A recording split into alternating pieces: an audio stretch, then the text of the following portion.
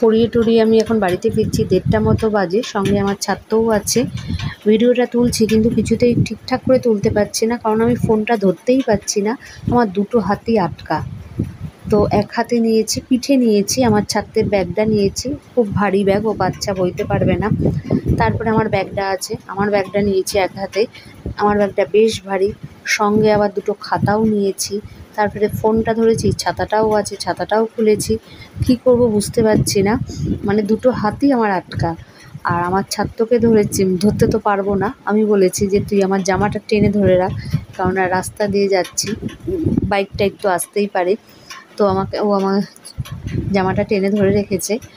তো বেশিক্ষণ যদিও ওর সঙ্গে আমি যাব না, ওর বাবা মাঝপথেই নিতে আসে প্রতিদিনই এটা।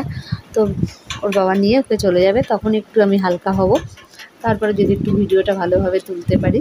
তো এখনই ওর বাবা চলে আসবে। তবে পড়িয়ে টড়িয়ে আমি কিন্তু এখন বাড়িতে যাব না, তো আমি সোজা যাব পিসির বাড়িতে। তবে ওকে এখন নিয়েও গেছে ওর বাবা, আমি সেই ভিডিওটা তুলতে পারিনি, কারণ তোলার মতো পরিস্থিতি ছিল না, আমার হাত দুটোই আটকা ছিল।